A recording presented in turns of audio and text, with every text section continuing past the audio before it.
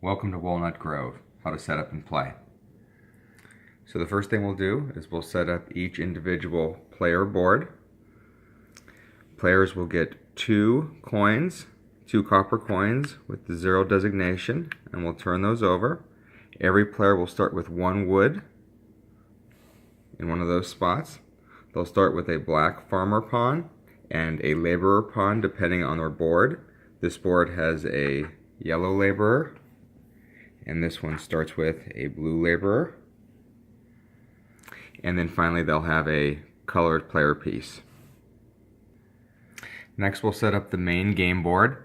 We'll take all the remaining laborers, the blue, white, and yellows, and we'll randomly assign them to 3 spots on the player board based on the number of players. So I'm setting this up for a 2-player game, so I randomly drew these 2. If it was a 4-player game, I'd have 4 here. Randomly put 2 here, and randomly put 2 here. So there's 3 spots for those pawns. I'm going to shuffle these building tiles, and again, based on the number of players, randomly put them in 2 spots on the board. This one, 2 of the same type came out, the houses. And then on this side, 1 of each, again based on the number of players. So in a 3-player game we'd have 3 of these tiles. And then finally we'll shuffle all the improvement tiles, and again based on the number of players we'll put 1 per player in 2 different spots on the board, up there and down here. The remaining pawns, building tiles, and improvement tiles can be removed from the game. It's just the ones that get placed in initial setup that will be used for the rest of the game.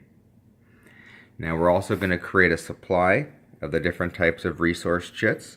So the white represent dairy, the brown represent wood, the silver represents stone, the yellow represent grain, and the blue represent fish.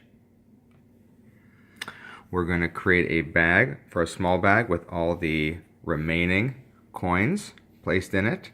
And then we have the large bag for all the different landscape tiles. We're going to shuffle the different round discs, sort them in the A and the B stacks, shuffle the B's, place them on bottom, then shuffle the A's and place them on top, and then we can turn over the top one. The game is played over 8 rounds. Those are these 8 discs in 4 phases: the spring, summer, fall, and winter phase. One thing to mention is this game can be played solo.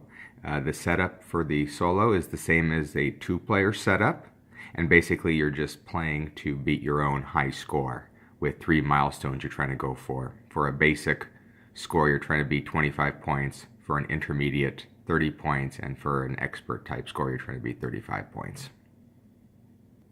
And the final piece of setup, will randomly select 1 player, and then starting with that player and going clockwise, all players will get to place their starting pawn in either one of these spots over here or one of these spots over here.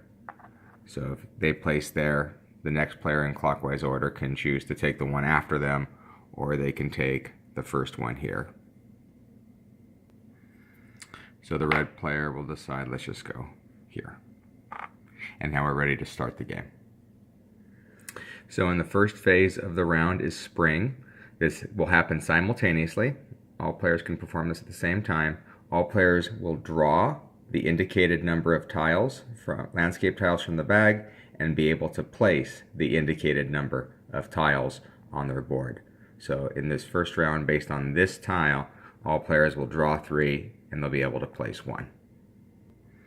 So this player drew these 3 tiles. They've got to place them adjacent to something on their board, or a previously placed tile, as long as it's just adjacent. You do not need to match up landscape tiles. There's 3 things to consider on each tile. You'll notice there are fences. So at the end of the game, for each completely fenced-in area, like this one is, you'll get 1 point each. Each of the different areas have storage spaces for when we harvest resources, and then actually the color of the area will help you build larger landscape tiles. So this player drew 3, and they'll make a decision on which one to keep. The ones they don't keep get returned to the draw bag. So this player decides to keep this one. They'll return those to the draw bag. They can orient this any way they want. Even if they want to do that, you'll see there's a benefit to actually matching the tiles. So they'll place it that way. And actually, you know what? I'm going to change my mind. Of the 3 tiles I drew, I'm going to pick that one. That way I can show an example later. The next phase is summer. All players will use their pawns, their farmer and their laborers, and send them out to the different land areas and immediately harvest resources. And the round tile will indicate that if this specific region is harvested, there'll be a bonus yield of 1 cube. In this round, it's blue. So all players simultaneously, again, there's no turn order here, can decide where to send out their pawn players. The colors do not need to match. So this yellow can come here, or they can come over here to the brown. And then for each continuous land area, they will harvest the number of resources. So you can see there's 2 brown tiles here, this one and the base one on my player board. So 2 brown cubes will be immediately harvested. And those can be placed in the available storage areas in the land. Let's say this player came here. There's only 1 blue tile. This one is technically not adjacent. It has to be along the side. So they would get 1 blue cube for the 1 tile, but remember, there's an additional harvest here. So whenever we're harvesting blue this round, we'd get 1 cube. So 1 cube can be placed there. And if there's no more storage areas in the land, they can always be stored in the available barn area. You can see players start with 1 barn that has 4 spaces, and then later in the game you could add additional barns to get additional storage. A couple notes, it's only 1 pawn per land area. So let's say this player had another pawn available to them. They couldn't place it here in this brown area because this yellow is taking this brown area. They could, however, put it here because these are not contiguous. This is a different land area, so if they wanted to get another fish, they could do that, or they could come to one of these. You can obviously store as many harvested cubes as you have storage spaces or available barn spaces. If you produce more than you can actually store, you're going to be forced to discard. Now at any time, you can move cubes from your land storage areas to your barn, but they can never go the other way around. You could never later in the game put this here. They can always come into your barn at any time, but not the other way around. Also, you're free to discard anything on your player board at any time. So let's say you've harvested a bunch of maybe dairy white cubes and you're like, okay, I don't need this blue anymore. You're free to discard that, as well as free to discard the cubes to make room for other things. The next phase of the round is fall. This is the actual worker placement on the main game board. This is the only phase that goes in a specific turn order. It's always the player on the track that's closest to reaching City Hall. All players need to move clockwise when moving their pawn. So to start the game, technically this player here is closest to getting to City Hall, because if they moved clockwise, they would get it here. This starting space is technically after City Hall, so in order for this player to get to City Hall, they would have to move clockwise all the way around the board. So they're further away. So they would go after this player. But let's say it was a subsequent round and maybe I finished the previous round in something like this. So again, we know this player is closer to reaching City Hall, so they're going to go first. You're able to go as far as you like, clockwise around the board, to an empty spot. Most of these places have 1 empty spot, but you'll notice some have 2 empty spots, so 2 pawns can actually occupy that. You do have the option of just passing and not moving and not taking any action. You would basically just say pass, you stay where you are, and nothing further happens, and then the next player would get to make their move. Also, you cannot move to a spot if you cannot pay the building costs. So in this dark shaded brown area, some buildings require a cost. So to come to this area, to take one of these tiles, you would have to pay a brown or a white cube. So if you're unable to pay the cost, you cannot land in the area. You'll see that some areas, like this one, don't have a cost associated with it, so you can come here, even if you don't want to perform this action. As long as you can pay the cost and you pay it, you can take that spot. Now you're able to move freely clockwise as far as you like, so if this player would want to go all the way around the board to here to get one of these, that's legal. One thing to keep in mind though is every time you cross the City Hall, that's this one, this isn't a landing spot, but every time you cross it, you have to pay a coin, and then every time you cross this spot on this side of the board, you have to pay a coin. It doesn't matter the value of the coin, it's just you've got to pay a coin. So you'd obviously want to pay your lower value coins. These come in denominations of 0, 1, and 2, and they represent victory points at the end of the game. So in this example, let's say the player finished here last round and they want to use this again. They could literally circle the entire board, land here again to take this building action, but they would have had to pay 2 coins, one for passing here and one for passing here, by making that round trip. So this is a good time, before we talk about the different buildings, to talk about neighborly help tiles. So there's 2 ways in the game you might have to take or choose to take one of these neighborly help tiles. The first one is when you have to pay these taxes. These are called taxes, either the City Hall tax or the church tax. When you are obligated to pay the tax because you've crossed it, you can choose to pay the coin, or if you choose not to pay the coin, or maybe you don't have a coin, you can instead take a neighborly help tile in exchange for the 1 coin that you owed. So let's say this player owned 1 coin and they chose, you know what, I don't want to discard these because maybe they're high value, I'll take this instead. At the end of the game, this will be a deduction of 2 points. At any time, they can pay it back by discarding 3 cubes from anywhere on their player board, and they can just return this to the supply. Now let's say in our example, this player was making a round trip all the way around and they owed 2 coins, and let's say they didn't want to pay these, so they take the first neighborly help tile. Whenever you're forced to take a second neighborly help tile, any previous one gets flipped over, meaning you're going to lose 2 points and you've lost the ability to pay it back during the game. So this is a definite -2 at the end of the game, and now this one will enter. And if you took another one, this would get flipped over. Now if you paid this back later in the game, you're still stuck with this one. This one is unable to be paid back. So these neighborly help tiles can be taken during this fall phase when having to pay taxes, and they'll also come back in the winter phase if you're unable to or choose not to feed your people. You'll take 1 per missing cube, or if you're unable to heat your different residences, you'll take 1 per missing. Another point to remember during the fall phase is that the building costs, a cube can always be substituted with a coin of any value. These can serve as a wild card.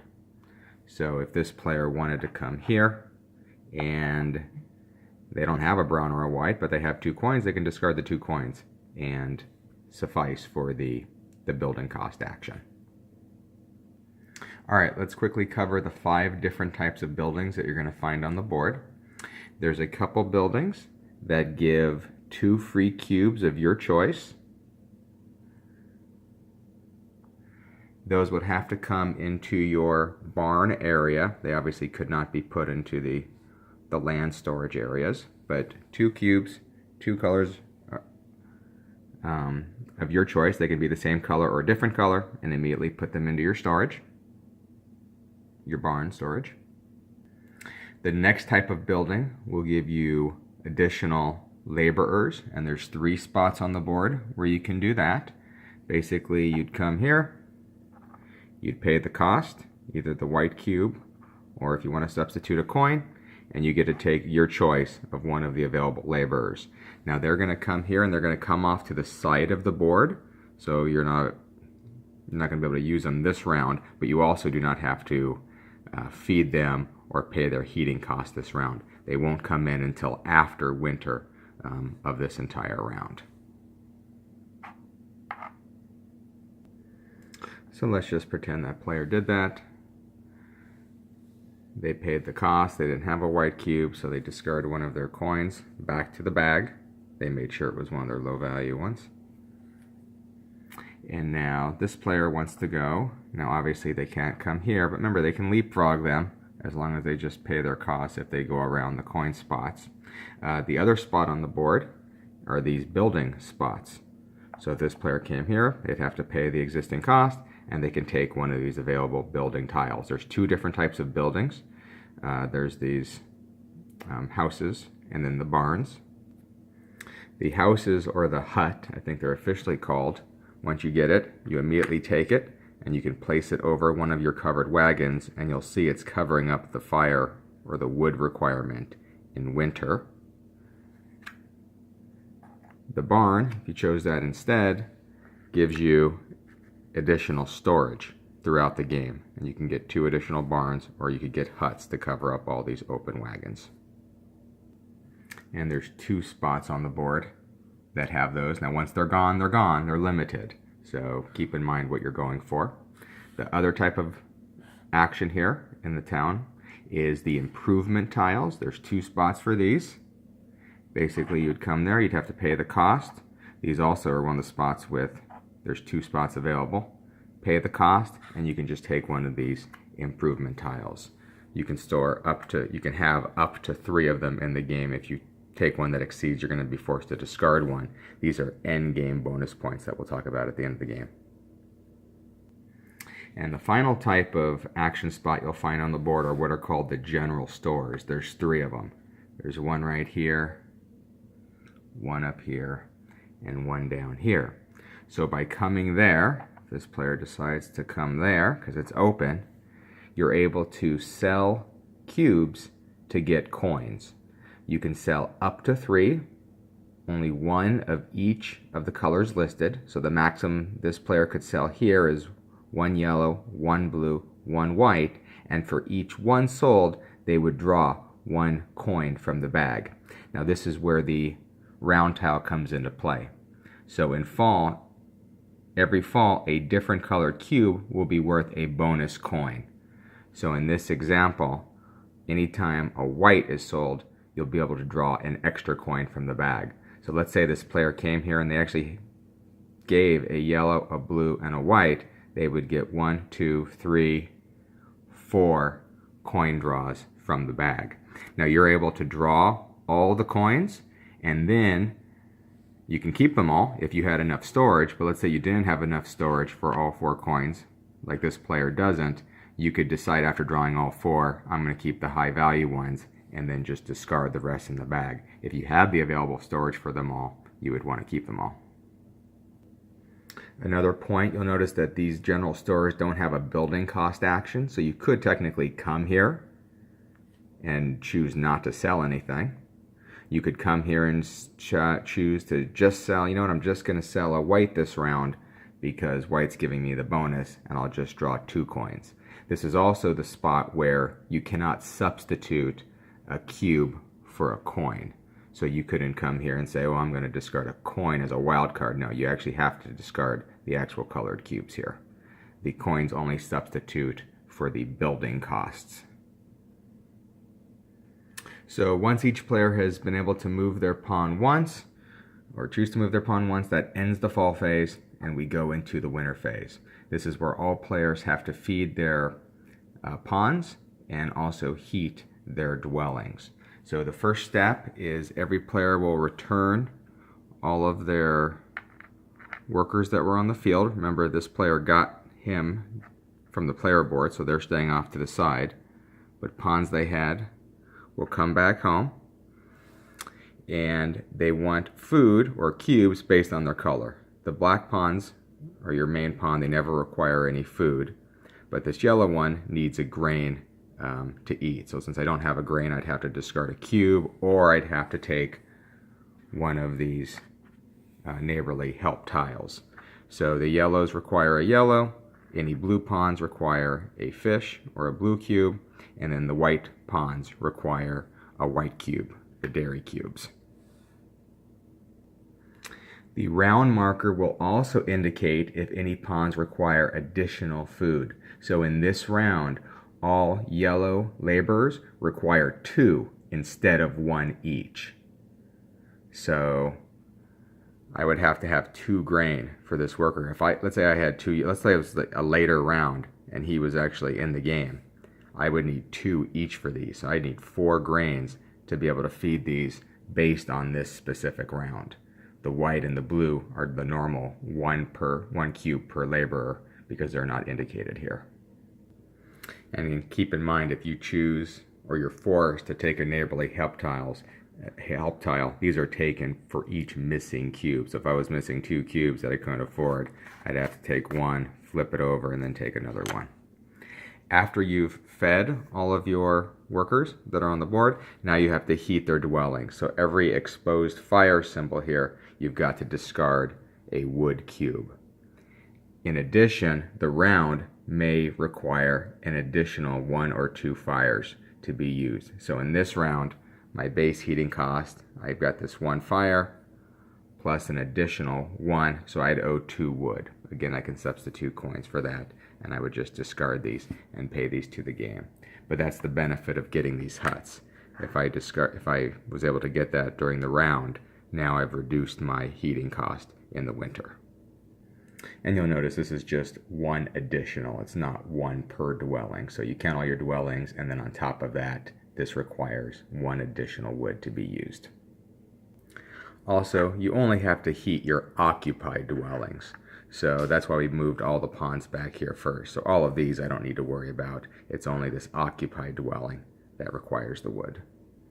Before we end the round, a couple other points about these neighborly help tiles. You can't repay them with coins. They need to be repaid with cubes. Also, they can be repaid at any time, but not in the middle of harvesting.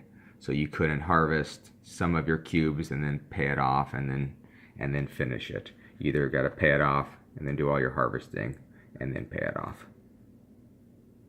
So after everyone's completed the winter phase, again, that can happen simultaneously. People are paying food for their pawns and heating their sites. The end of the round is pretty simple. If there were any laborers collected from the prior round, they can now enter the game, and then we simply discard that round marker and reveal a new one for this round. At the end of the 8th round, we'll go to final scoring and determine who has the most victory points. So at the end of the game, players can just add up their victory points. You can simply go from just top to bottom in your player area. So you'll first get 1 victory point for every completely fenced off area. It doesn't matter if the tile colors match or not. So there's 1. You can see this one isn't completely fenced off. So in this example, the only one I see is this one. So that would be 1 point for each completely fenced off area. Next, you'll get points for your remaining coins. So here, this would be 1 additional point. You'll also get 1 point for, and remember, so if we had a 1 and a 2, that'd be 3 points. So you add up the value on all your remaining coins. You also get 1 point for each of your buildings, including the pre-printed ones. So here, 1, 2, 3. If we had additional ones, we'd add those. You also get 2 points for each pawn you have at the end of the game. So 2, 4, 6 for my pawns. I'm going to lose points for my remaining neighborly help tiles. So here, -2, -2. And then you're going to score points for the end game improvement tiles. All right, so let's quickly go over each of the possible improvement tiles. Here is 1 additional victory point for every fenced off area. Here's 1 additional victory point for each of your buildings. Include the pre-printed ones. So in this example, an additional 1, 2, 3 points. Here's 1 additional victory point for every coin you have, and it doesn't matter the value. So 1, 2, I have 2 coins, so that'd be 2 additional points. 1 additional point for every cube you have in your barns, not your land storage. So here I've got 1 cube in my barn. Now keep in mind, I can freely move these cubes down at any time. So if I wanted to, since I've got the barn storage, I can put those there. And then it's 1, 2, 3, 4 cubes in storage, additional points. Here is 1 additional point for each of my remaining pawns. So 1, 2, 3. Here is points based on the number of similar land tiles in your largest area. So basically look at your largest area, and then you get 1 point per tile made up of the same landscape type. So in this one, this is a bad example because these are different land types, but let's say I had this. So this is my largest land area, and I've got 3 of the same type. 1, 2, 3. So that'd be 3 additional points. So you look at your largest land area, and you get 1 point for tiles of the same type. And then here, this is 2 additional victory points for each improvement tile that you've collected through the game, and you get to count this one. You get to count itself. Tally up all the points. Most victory points is the winner. If there's a tie, it's the player with the most remaining cubes in their barns and their land storage areas. If there's a tie after that, then it's a shared victory. And that's everything you need to set up and play. Welcome to Walnut Grove.